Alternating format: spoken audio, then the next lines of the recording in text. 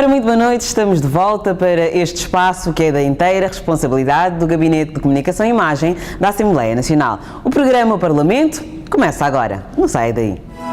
E começamos o programa com a Conferência dos Presidentes dos Grupos Parlamentares da Assembleia Nacional, que aconteceu a 13 de março e serviu para definir a agenda de trabalhos para a 4ª reunião plenária da Assembleia Nacional, convocada para amanhã, já dia 23. Convidado a participar do encontro, o Ministro da Administração do Território, Burnito de Sousa, aproveitou a oportunidade para prestar algumas informações sobre o processo do registro eleitoral. Confira. Durante a Conferência dos Presidentes dos Grupos Parlamentares da Assembleia Nacional, o Ministro da Administração do Território, Burnito de Sousa, apresentou uma panorâmica atualizada sobre o andamento do processo do registro eleitoral.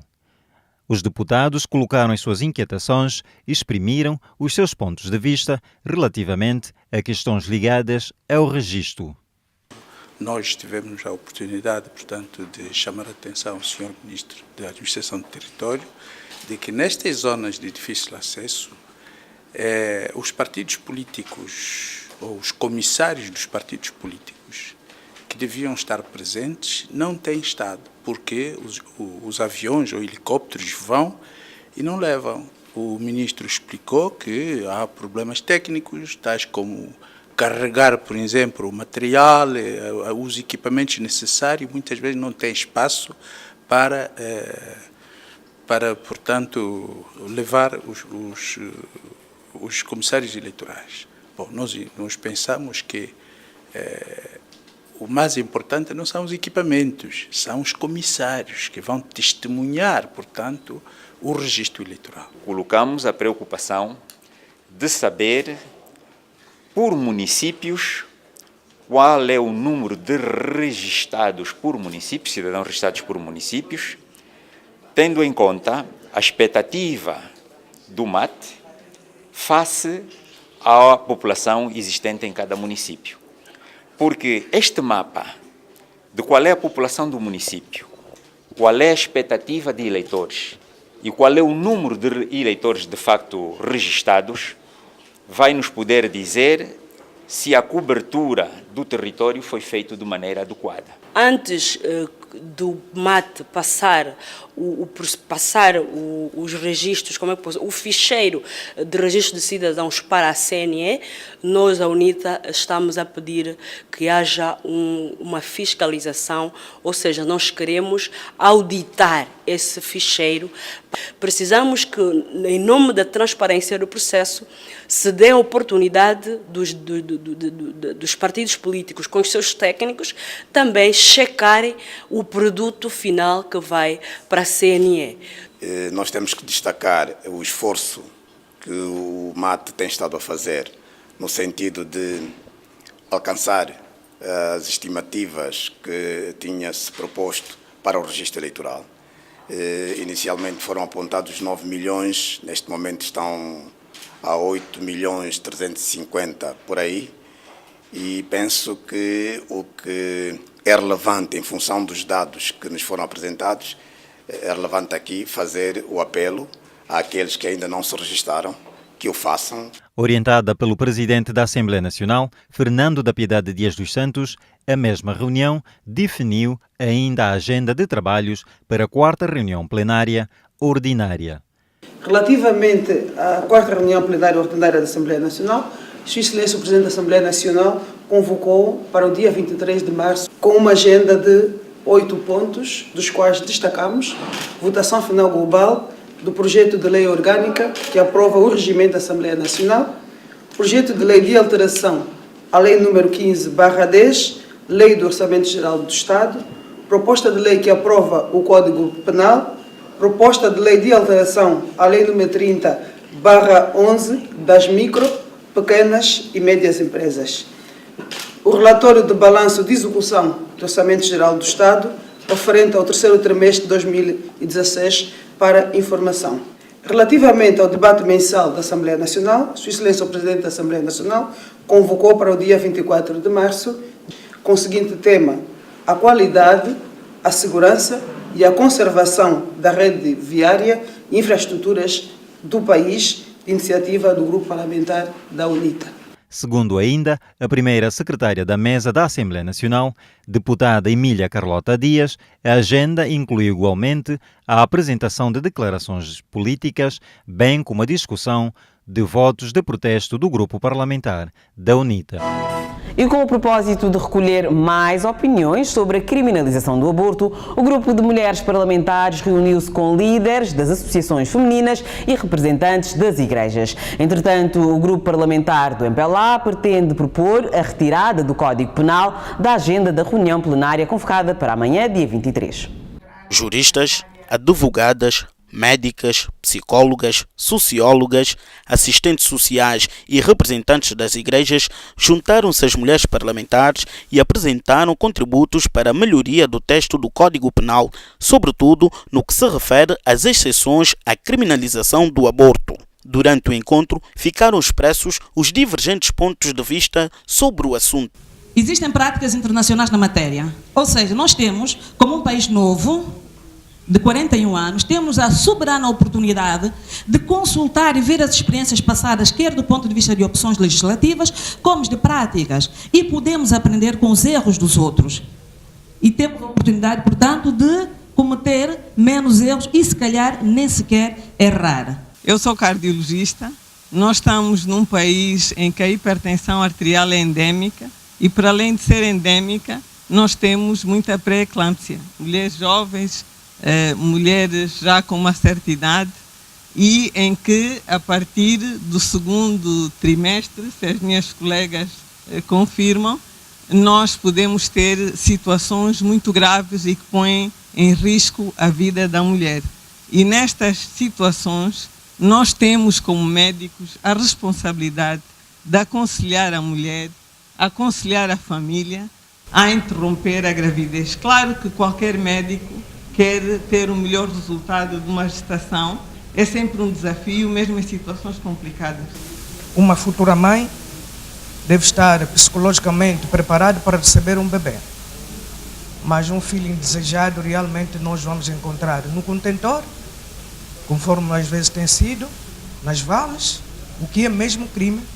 Entretanto, em face de haver necessidade de aprofundar as discussões sobre a proposta da lei do Código Penal, o grupo parlamentar do MPLA propôs a retirada deste ponto da agenda de trabalho da reunião plenária ordinária a realizar-se amanhã. Todos os dados que nós temos neste momento apontam para o facto de que é aconselhável, é prudente que alarguemos um pouco mais a discussão sobre determinadas questões que estão inseridas no projeto, na proposta de Código Penal, onde a orientação para que a proposta de Código Penal seja retirada da agenda da próxima reunião plenária.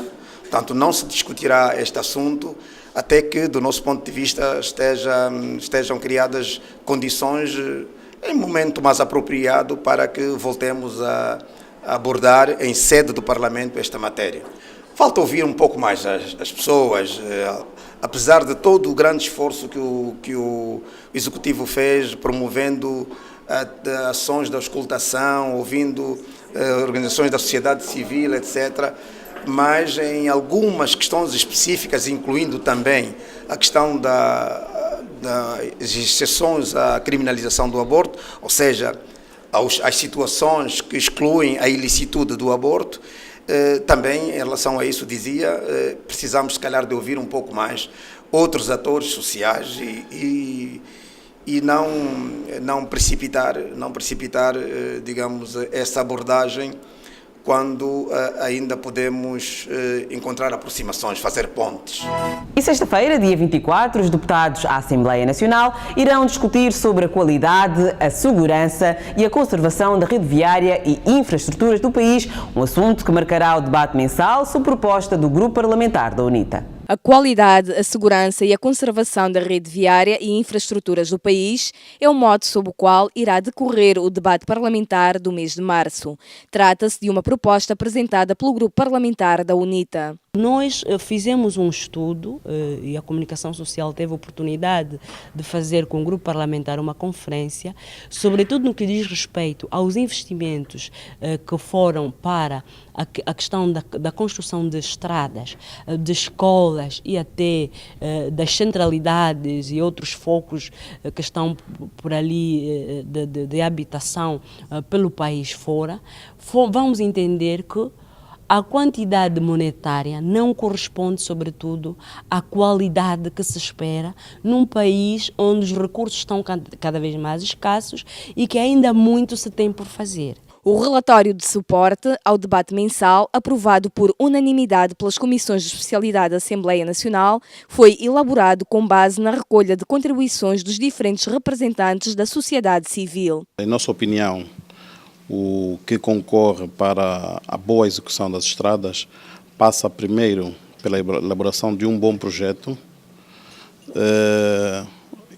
Só posteriormente é que podemos falar da sua execução, da qualidade de execução e da sua fiscalização. É preciso ver outros exemplos que estejam mais ou menos ao nível do nosso desenvolvimento. Não olhemos a Europa, não olhemos a América, mas olhemos a Namíbia e a África do Sul. Que política tiveram? Empresas nacionais. Foram buscar assistência técnica. Vamos ver a Índia, que é um vasto território, como é que faz a manutenção. Exatamente, na Índia não há um buraco nas estradas. E não há autoestradas. Há boas vias onde circula a velocidade razoável que dá competitividade à economia.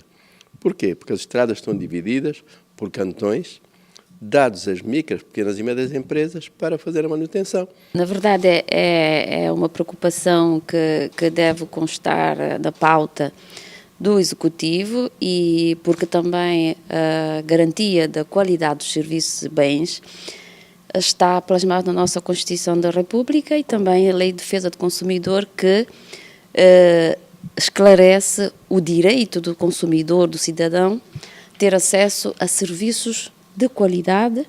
O documento caracteriza a evolução histórica da rede viária do país, como atesta o vice-presidente da Comissão de Economia e Finanças do Parlamento, deputado Diógenes de Oliveira. Durante o período de 2002 aos nossos dias, houve uma evolução espetacular, em que de pouco mais de 1.100 quilómetros de estradas asfaltadas, podemos hoje falar de 12.900 quilómetros de estradas asfaltadas. Estas estradas, fundamentalmente devido ao volume de tráfego que elas foram sujeitas, hoje parte delas apresentam níveis de degradação acentuados.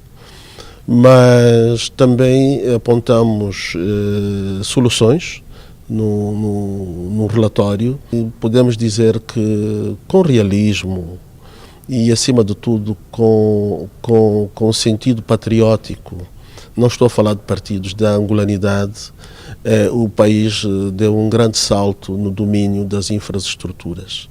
Agora, temos de cuidar da conservação, porque é inerente à vida. Na próxima sexta-feira, dia 24, vai poder acompanhar a discussão deste tema e obter mais informações sobre como devem ser construídas as estradas, os caminhos de ferro, os portos, as habitações e os empreendimentos públicos, em particular as escolas e hospitais, com a qualidade requerida e com os padrões de segurança e de conservação apropriados.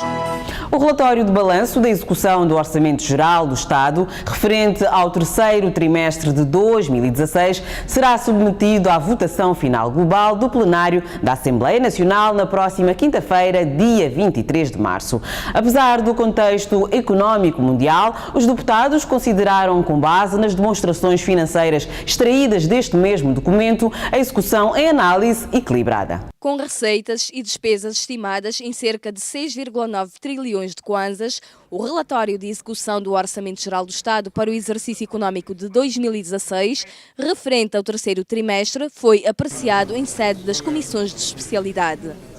Em função da redução significativa das receitas fiscais, fruto da baixa do preço do barril de petróleo bruto no mercado internacional, o relatório de balanço de execução e análise evidencia, de um modo geral, um nível de execução equilibrada. Em termos de conteúdo, este relatório apresenta melhorias significativas, quer pela qualidade de informação, quer pelo modo como a mesma é exibida.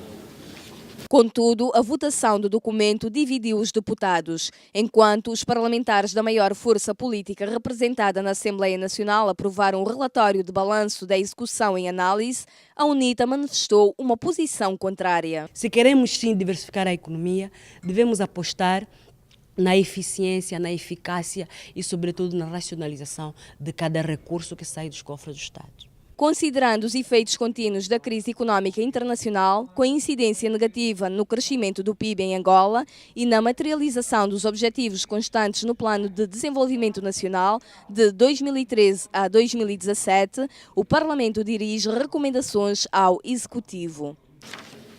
A linha A, que se continue a aperfeiçoar os mecanismos de reporte de gestão financeira do Estado para que com maior detalhe se possa aferir sobre o desempenho dos diversos setores e entes do Estado. B, que o Executivo continue a melhorar o desempenho da despesa, sobretudo a despesa relativa ao setor social e econômico. C, que continuem a ser tomadas medidas mais adequadas para o aumento da eficiência e eficácia da execução dos investimentos públicos, de modo a garantir a conclusão dos mesmos em tempo oportuno e com a qualidade requerida. Em 2017, Angola passa a integrar o Comitê Internacional da Cruz Vermelha da região da África Austral, sediada na África do Sul. Esta foi uma informação avançada pela conselheira jurídica da Delegação Regional da CICV da África do Sul, que manteve um encontro de trabalho com os deputados da Assembleia Nacional. Angola passa a integrar o Comitê Internacional da Cruz Vermelha da região da África Austral, sediada na África do Sul, a partir deste ano. A informação foi prestada pela conselheira jurídica da Delegação Regional da CICV da África do Sul, Tamelin Bolos, que manteve um encontro de trabalho com os deputados da Assembleia Nacional. My role within the delegation is really for the development of a law when it comes to international humanitarian law, and then assisting the governments that we cover from our delegation in the implementation of international humanitarian law domestically. O Parlamento angolano garantiu disponibilidade para reforçar os princípios humanitários no país, como nos disse a deputada Genoveva Lino, presidente da Comissão de Direitos Humanos, Petições, reclamações e sugestões dos cidadãos. Nós estamos abertos para qualquer questão relativa à questão com relação aos direitos internacionais humanitários. Se haver alguma bibliografia que nos queira mandar, algum material que possa ser útil para facilitar a nossa atividade. E como disse o meu colega, portanto, a tarefa desta casa é de facto de ratificar e aderir às convenções relativas a esta matéria e outras. Com o propósito de receber informações para a preparação do Memorando Económico de Angola, uma delegação do Banco Mundial esteve no Parlamento, onde reuniu com os deputados da Comissão de Economia e Finanças. A iniciativa visa auxiliar o governo de Angola a adotar reformas económicas estruturantes para promover o crescimento sustentável do país. Uma delegação do Banco Mundial esteve no Parlamento angolano para reunir com deputados da Comissão de Economia e Finanças com o propósito de receber informações para a preparação do Memorando Económico de Angola. A iniciativa visa auxiliar o governo de Angola a adotar reformas económicas estruturantes para promover o crescimento sustentável do país. O vice-presidente da 5ª Comissão de Trabalho Especializada, deputado Diógenes de Oliveira, realçou o papel que a Assembleia Nacional tem desempenhado na aprovação de leis que vão ajudar o Executivo a implementar as políticas traçadas para diversificar a economia nacional. O papel que joga a Comissão de Economia e Finanças Nesse sentido, informamos sobre os aspectos essenciais ao controle externo, nomeadamente os fatores fundamentais, os instrumentos, o Orçamento Geral do Estado em toda a sua dimensão, as questões ligadas à execução do Orçamento Geral do Estado, assim como da Conta Geral do Estado, que reflete os balanços globais, quer na ótica orçamental, fiscal, como patrimonial. A diversificação da economia será um dos pilares que nos poderão ajudar a aumentar a produção interna, a criar excedentes para a exportação.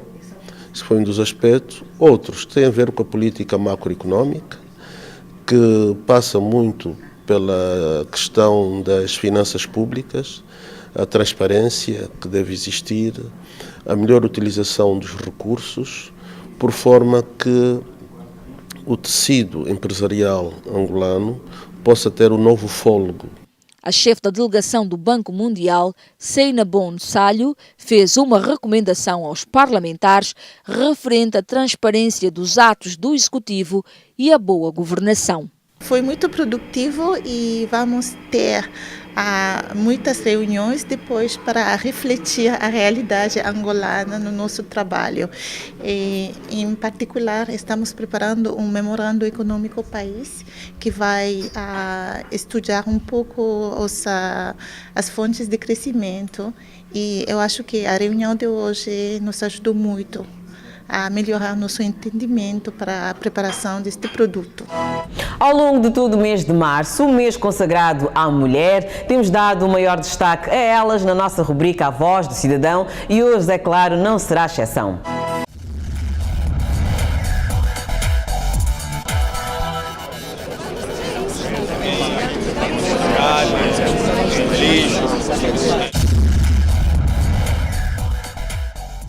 O empoderamento efetivo das mulheres e a capacidade de gerar benefícios para a sociedade são, com certeza, pilares complementares para a promoção da reconstrução de um país.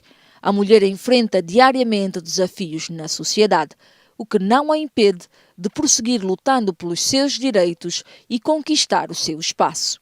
No Parlamento não é diferente.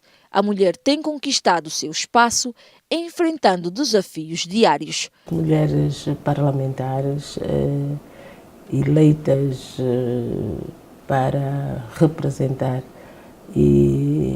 o povo nesta Casa das Leis, ela tem como grandes desafios participar das discussões e fazer com que as leis que sejam aprovadas, elas respondam o equilíbrio daquilo que são as necessidades comuns e singulares de homens e mulheres.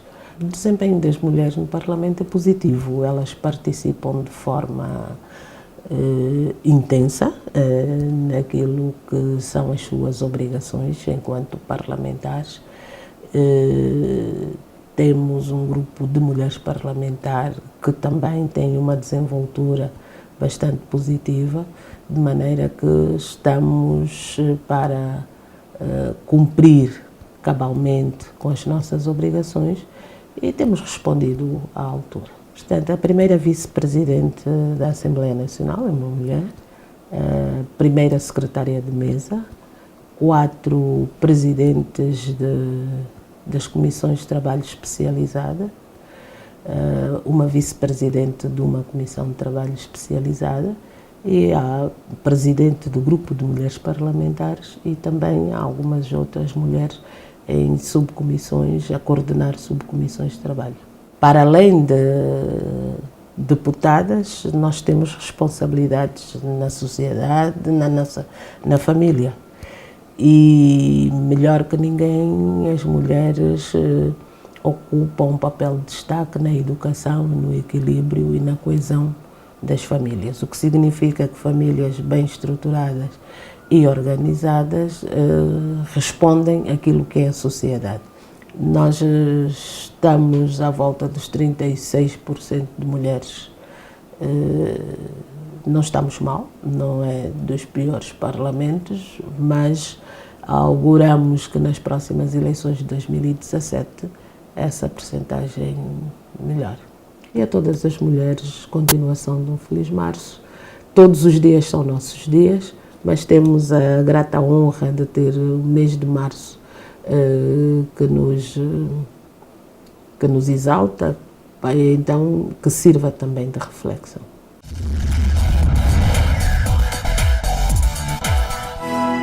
Os desafios da mulher parlamentar a marcar o final do programa de hoje. Dentro de 15 dias, já sabe, voltaremos com mais um tema interessante, curioso e pertinente aqui neste espaço que dá voz ao cidadão. Mantenha-se sempre informado e sempre a par das atividades que movimentam a Casa das Leis através da nossa página online em parlamento.ao e às quintas-feiras, quinzenalmente, na Rádio Nacional de Angola. O Parlamento mais perto de cada angolano. Boa noite.